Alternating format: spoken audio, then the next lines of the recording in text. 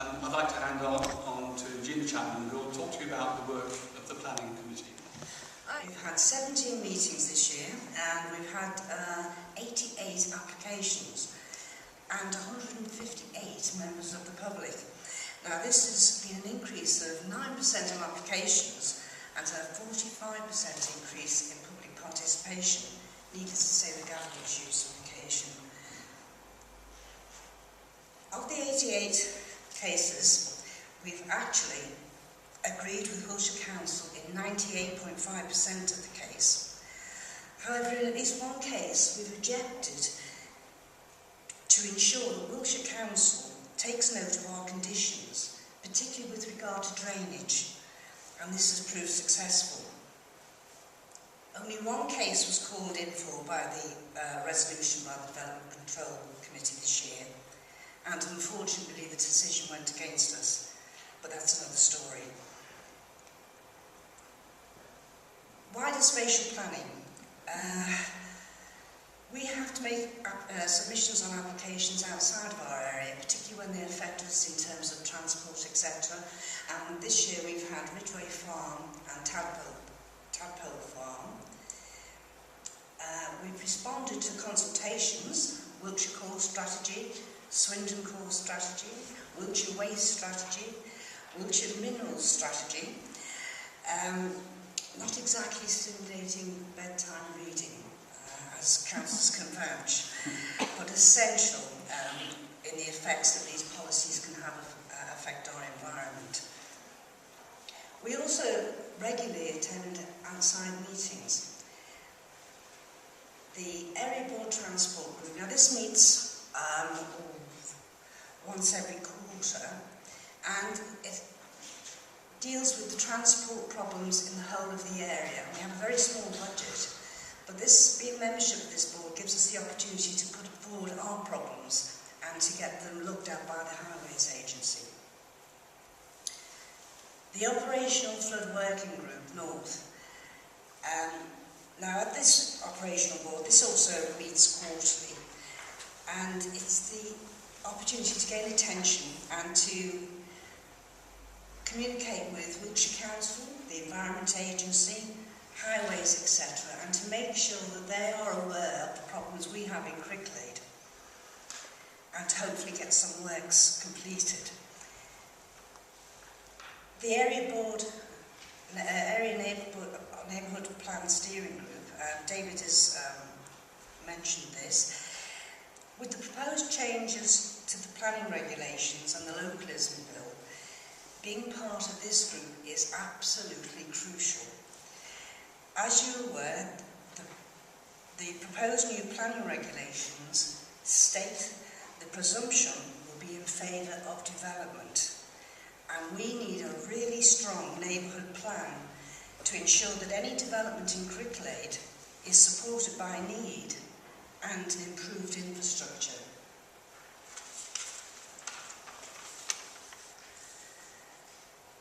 During the year, we've also supported some community groups, the Rugby Club and Cricklade Bloomers with their planning applications, the Leisure Centre with their drainage, the Community Speed Watch, the Town Plan Steering Group with information, and the Lorry Watch.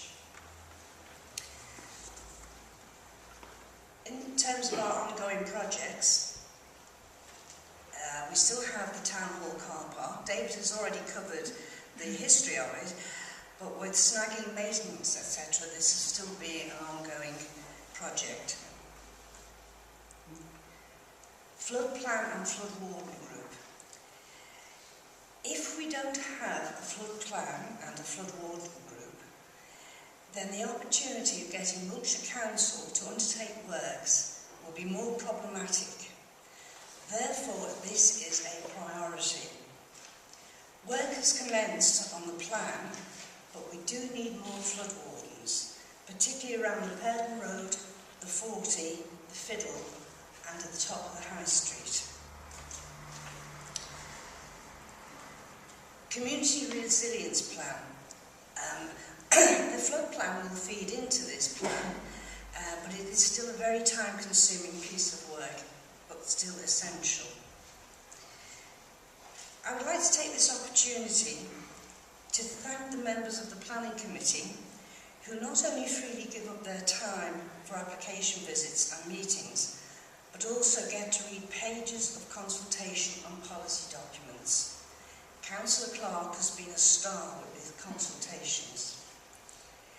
My particular thanks also go to Councillor Harmer, not only for his sterling work with Community Speed Watch and Lorry Watch, but also for his indomitable work with the Neighbourhood Planning Group. I would also like to thank Shelley and her office and ground staff, and especially John, our Assistant Town Clerk responsible for planning, who with his professionalism and mostly good humour has kept the machine rolling. Please do not retire, John. Now before I leave you, I'd like to show you a slide as to why planning is important.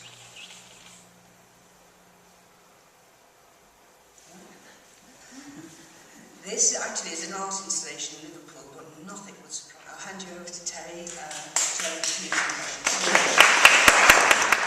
My name is Terry Robertson and I'm Chair of the Community and Leisure Committee. I'm here tonight to tell you about all the work we've done in the last year. For those that don't know, the Community and Leisure Committee have got a wide-ranging and interesting brief. We're responsible for managing cemeteries and burials, open spaces, floral displays, and also engaging in community services. Now, as David has already said, and I don't think I need to tell any of you here tonight, but last year was an amazing year for Cricklade. Our spectacular run of success continues, as it says here, but it was really spectacular. And we awarded gold category winner in the Chapman Champions, but also, as we like to say, we were best of the rest, which is a massive achievement. Can I say, there was a huge effort by everybody. We had Cricklade Bloomers who galvanised the community, Town Council staff who did everything they could to support the town in the application, and also to Wiltshire Council and their parish stewards. They were stars. They actually pulled out all the stops as well. And also to the community, because the community did everything. You looked at the high street, it was absolutely gorgeous. All the businesses on the high street, we did get a special mention. Everybody pulled out stops. So thank you very much to everybody who did everybody played their part. Now every year we actually run a Cricklade in Bloom competition, and we have a number of categories, and as you can see we've got residential front garden winner, we have business winners, but we also have categories for best container and best hanging basket. Now these winners and the people who actually looked after their homes and provided lovely flowers, they did their bit for the Chapman Champions, and I'd just like to thank them as well for all the work they did. And of course we can't forget Children in Bloom. We've been running this category now for the last 2 years, and I have to say it's a really lovely competition. It gets children into gardening and actually into creating lovely designs out of things like old Wellington boots and things like that. It's a very quirky and imaginative competition, and it's actually a pleasure to judge. So well done to everybody who took part. Now the theme of our committee last year was really maintenance and renewal. Obviously we had a lot of maintenance and renewal going on. We had Cricklade Bloomers, and one of the things that we knew with Cricklade Bloomers and the Champion Champions competition right at the outset early last year is that if you're in the competition, which really is like the Champions League of football, you had to be on your mettle. There was no way we were stepping up to the big league. We had to do everything properly, and we had to do everything thoroughly. So what we did last January, we actually did a walk around the town, did a walk around the judging route on a cold January morning, and noted everything that actually looked out of place, but neglected, or just simply shouldn't have been there. And the result of this was actually this lovely snagging list. We called it the snagging list. There was over 100 weighty items on this list. And as you can see, it looks very multicoloured. We handed it to Tina, our assistant town clerk. And I have to say, once we handed it to Tina, it became a constant companion. actually, I think he even took it to bed with her, which really is a shame for Bob, but then again, he probably had his own snagging list there as well. So. And it's multicoloured because, I think Gina went a bit mad on the colours, but it's multicoloured because it actually identifies who's responsible for what. Most of the actions on there were either responsibility of Wiltshire Council or for the Town Council, usually our grounds team. But as you can see, it was a really massive piece of work. And what's more, it actually fed into making Cricklade the lovely place it is, because it actually brought the town up to a very, very sparkling standard. The judges actually commented on the snagging list and thought it was a really good idea. But more importantly, it served its purpose, and it actually caused the judges to actually say that Cricklade was absolutely scrupulously clean, which is what we wanted to achieve in the first place. So, well done to everybody, and of course Wesley as well. I think they were actually on there, weren't they, Tina? And also the Blues as well, because they had to fill in the gaps that nobody could find anybody responsible for. So thank you to everybody who actually helped out with the snagging list. Now, as far as our hanging baskets are concerned this year, we've got an Olympic colour theme, obviously, because we've got the Olympics. And as you probably know, we've got a hosepipe man. And every year we spend £2,000 on our hanging baskets. So we've got a hosepipe man, which seemed very difficult to actually understand why we've got one at this moment in time, because I believe the river's broken its banks. Obviously, we had all these baskets. We've got a whole year of celebration, which David has outlined, and we thought, what shall we do? What are we going to do if actually we can't really water these hanging baskets? Well, very luckily for us, Cricklade is actually very well placed. We've got the River Thames on our doorstep. So we are allowed to take quite a lot of water every day in the river without affecting it in environmental terms. In actual fact, Thames Water says it's more environmentally friendly to take it from the river than to take drinking water from the tap. So, we've actually, in the last week or so, we've actually agreed with the Community and Leisure Committee, we've actually agreed to buy some grain harvesting kit, some containers that we've strategically placed around the town, and also we're going to use water from the river. If at some point later on in the year the river water is curtailed, we've also got the rain harvesting containers as well. So hopefully, fingers crossed, we should ensure that we have a splendid year celebration in Cricklade, that our baskets won't dry up. So that's something to look forward to. And also, while we're on the Olympic theme, we've also got two people who will be representing Cricklade, bearing the torch. One of them was actually our Cricklade Town Council nominee, Sam Hutt, who's a tennis international, well, hopefully he's going to be a sparkling tennis player. I think he's on his way up at the moment, but he's actually going to be representing us in May. And also, we've got Damien as well, who's actually going to be doing the torch for us in July. So well done to them, and they're actually sort of flying the flag for Cricklade. Well, here's Sam Hutt here, just in case you don't know, and here's Damien as well. Okay, if we return back to our theme of maintenance and renewal. Last year we did our bus shelters.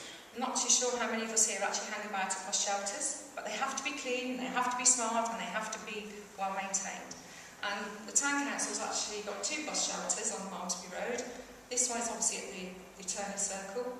Now what we find with bus shelters is that they can actually get damaged with graffiti and things like that.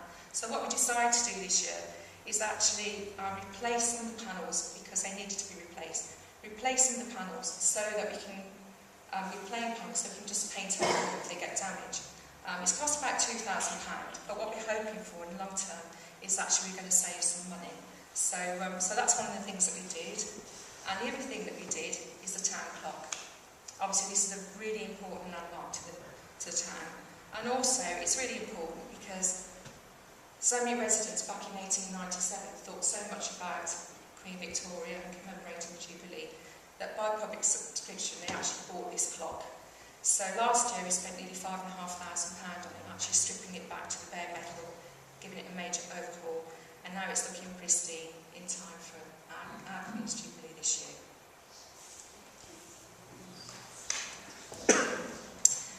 Okay, now Fairview Fields, which is underwater at the moment, is a real community asset.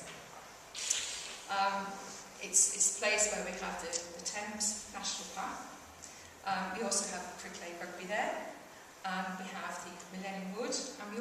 the tree of remembrance as well.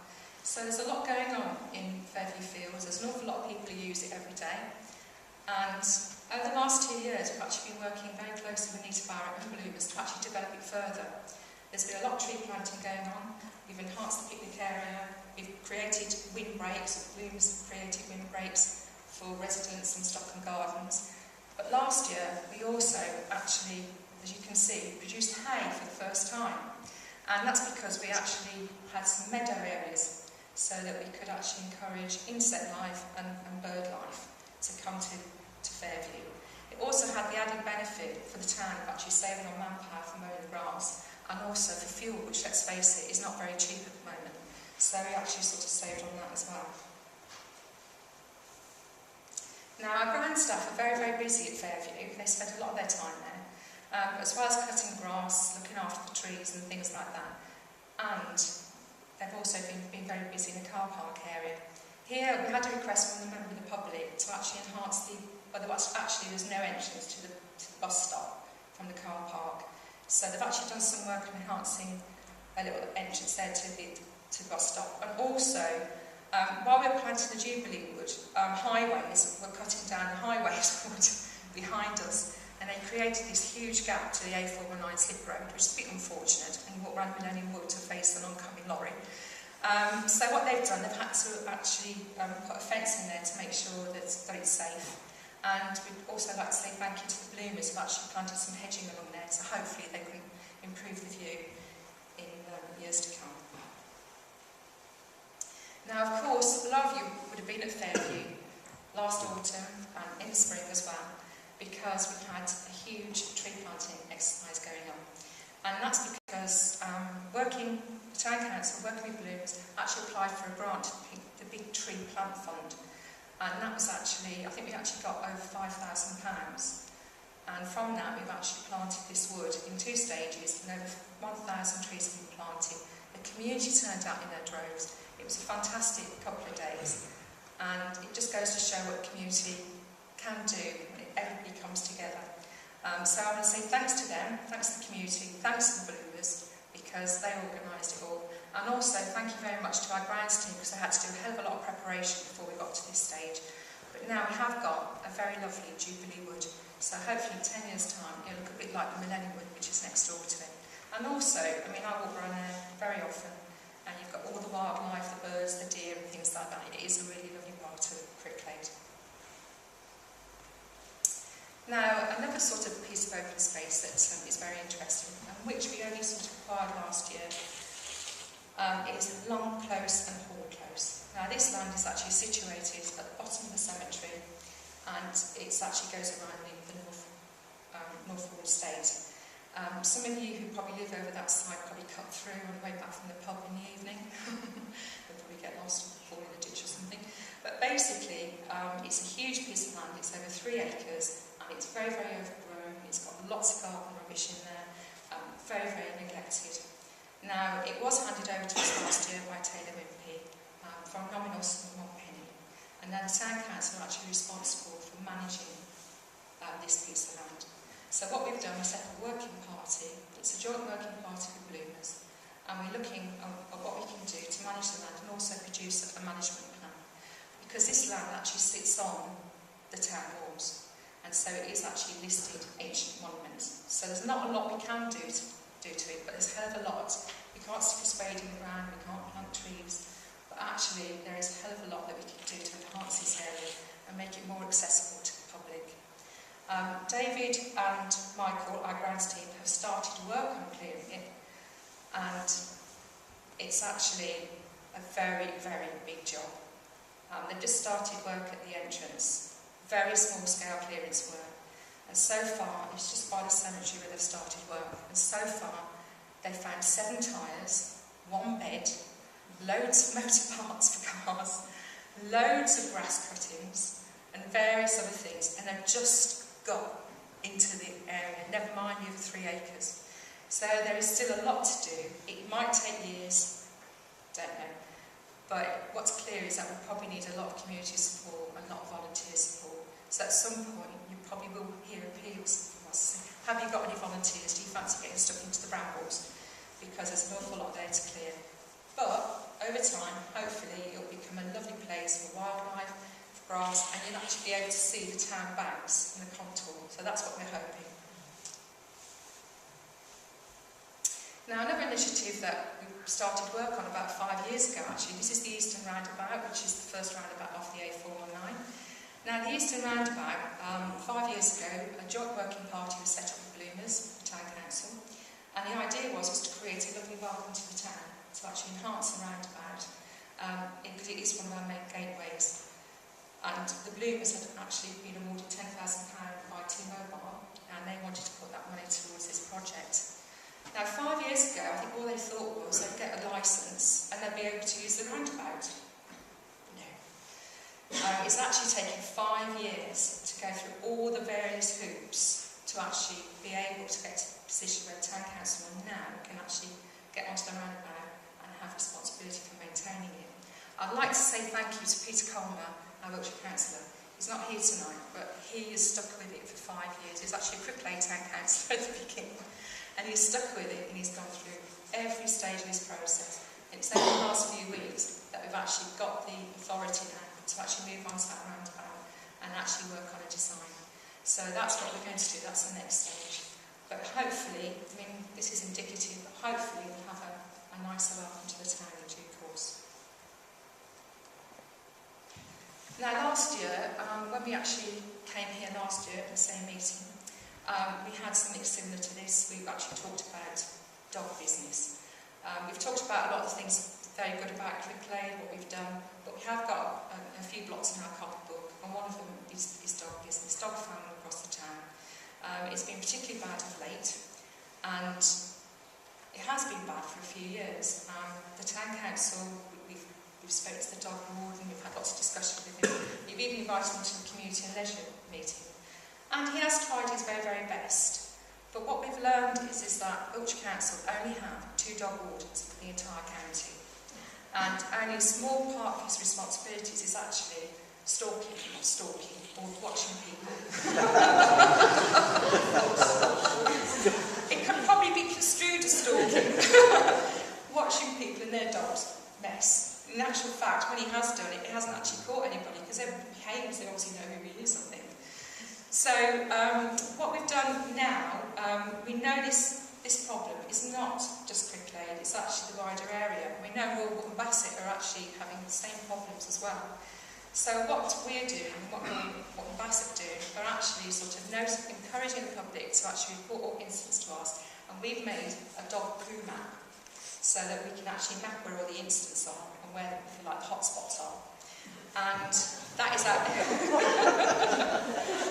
And I have